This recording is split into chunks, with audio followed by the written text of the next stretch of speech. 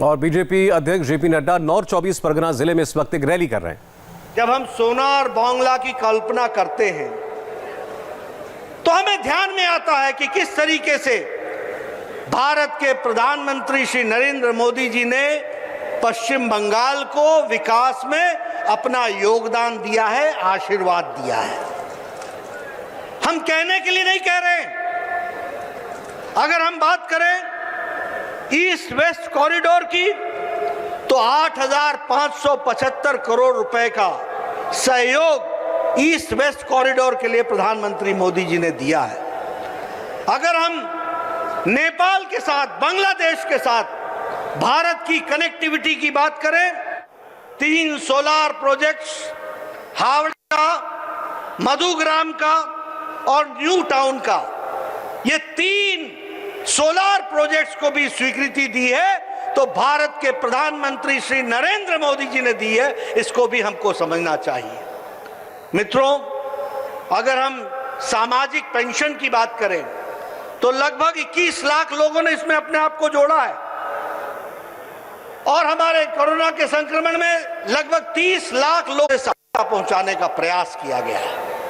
हम सबको याद है कि 7 फरवरी को प्रधानमंत्री मोदी जी वेस्ट बंगाल में आए थे और उन्होंने 4,700 करोड़ रुपए के प्रोजेक्ट्स को स्वीकृति दे करके बंगाल की तस्वीर बदलने का काम किया। यह भी हमको ध्यान में रखना चाहिए।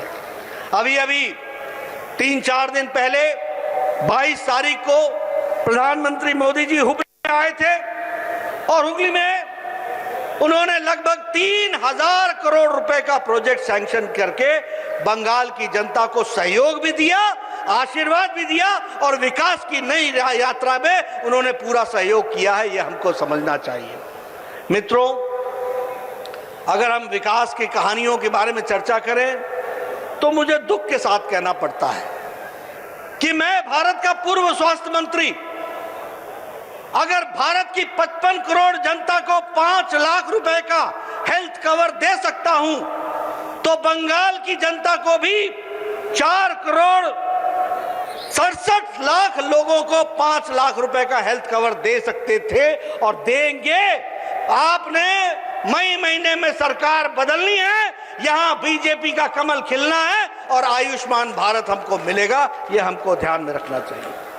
प्रधानमंत्री किसान सम्मान निधि, लगभग 73 लाख लोग इससे वंचित हैं।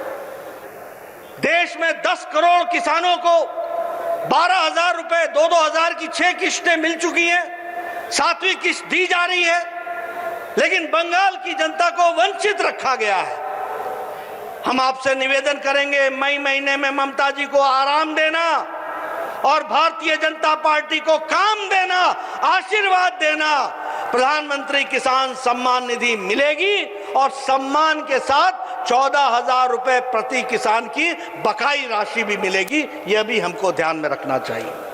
उसी तरीके से अगर हम कहें कि फार्मर्स के साथ साथ स्वच्छ भारत अभियान में तो बंगाल के दृष्टि से जहां 11 करोड़ टॉयलेट्स बने, इज्जत घर बने, तो बंगाल में भी लगभग 1 करोड़ 40 लाख इज्जत घर बनाए गए। ये हमको ध्यान में रखना चाहिए।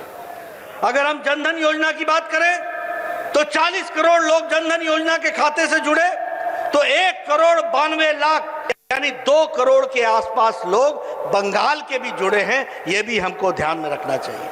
उज्ज्वला योजना, उजाला योजना, सौभाग्य योजना, हर दृष्टि से हमारे प्रधानमंत्री मोदी जी ने भारत की तस्वीर बदलने का प्रयास किया और बंगाल की तस्वीर को भी बदलने का प्रयास किया है। यह हमको ध्यान में रखना चाहिए।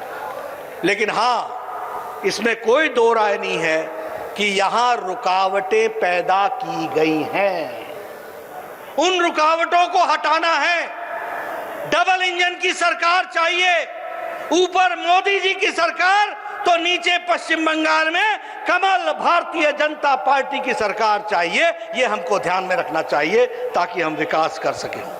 मित्रों, अगर हम बात करें इस बार के यूनियन बजट की तो 675 करोड़ रुपए दिए, 675 किलोमीटर की सड़क बनने के लिए सिलीगुड़ी तक 25,000 करोड़ रुपए का सैंक्शन किया गया है।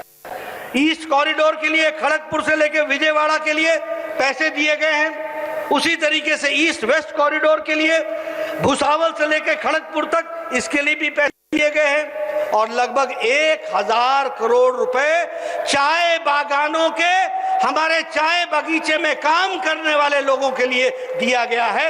ये हमको समझना चाहिए। नड्डा मिशन बंगाल में लगे हैं तो वहीं ममता बनर्जी ने आज कोलकाता में एक अनोखे अंदाज में प्रोटेस्ट किया। दीदी का स्कूटी मार्च आपको दिखाएंगे एक छोटे से ब्रेक के बाद।